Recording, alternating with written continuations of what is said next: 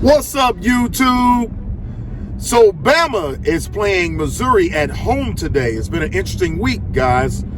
Either it's going to be a homecoming victory or a homegoing loss. Hey, what's up, guys? I'm Corey, and welcome to my channel, Let's Talk with Corey. If this is your first time tuning in, hit that subscribe button. But before I get started, wherever you are in the world today, I mean wherever you are in the world today, I really do hope you're having a great day. Guys, my channel is about people, places, and things. And as you know, I am a lifelong Alabama Crimson Tide fan. And I'm going to give you my take only hours before the kickoff of the big game later this afternoon. Guys, what I've been following, I want to give a special shout out to TDA, Touchdown Alabama, on Twitter, who has just been rolling out just clips and articles about all these things that have been going for Bama since the last game. And right now, interesting enough, Chris Kapolovic said that the O-line has never practiced as hard as they've been practicing this week for Missouri. Go figure. So question is have they not been practicing before now? I mean, practicing hard for any of the games? I mean, we're 7 weeks in. But anyway, if there's an uplift that can be given to us as fans, and the uplift that can be given in motivation to the players to go out and execute, so mo it be. But that was one of the things. The other thing was defensive coordinator Womack came out and said that the focus needs to be the main thing, and the main thing when faced with adversity. The main thing, I mean, it sounds like some word salad going on, Defensive coordinator. Now, the other part of it is, I'm going to put up the standing for Alabama right now in the SEC. We're down at 8th, so obviously everyone knows that we have zero chances in hell to a SEC title game. That is now up in smoke, okay?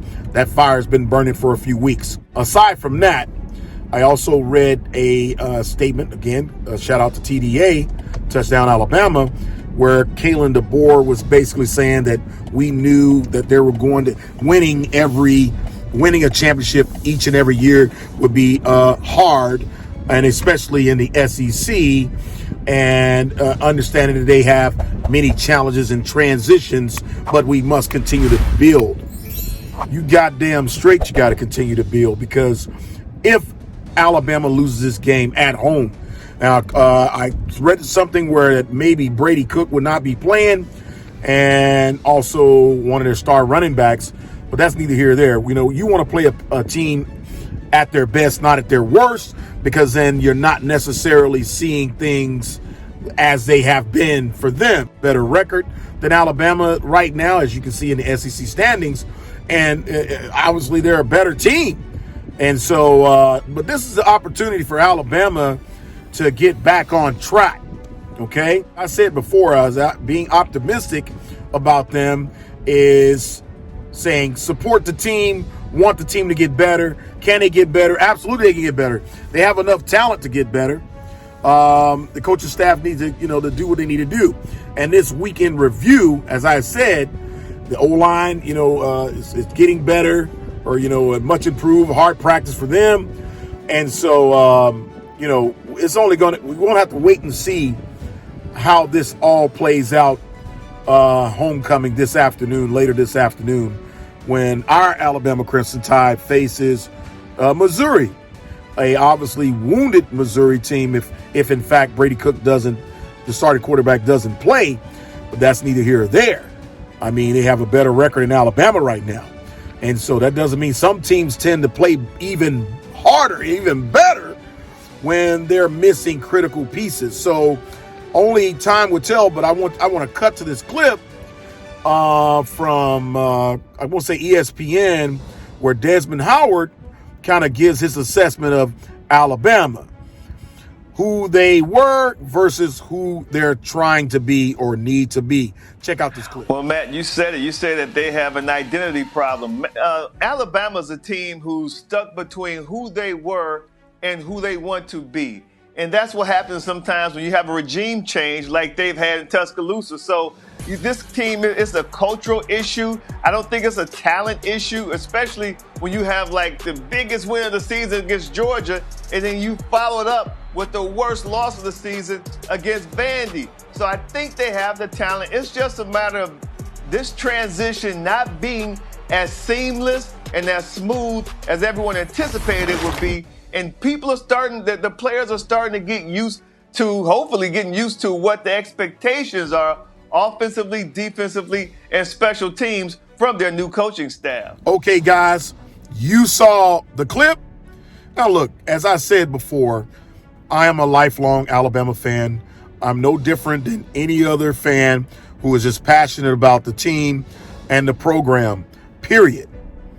And as I said in 2 other videos, we know that Nick Saban is not coming back to save us.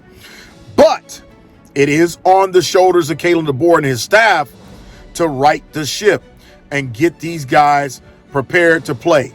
Now, as I said before, that these guys had a good practices this week leading up to this game. This is either going to be a homecoming victory or a homegoing. Because if we lose at home to Missouri, it's a slippery slope. We could easily fall out of the top 25 losing to Missouri, because it's only going to get harder from there. You know, after Missouri, I think it's LSU after a week off. Yeah, everybody know LSU is at the top of the SEC right now with A&M.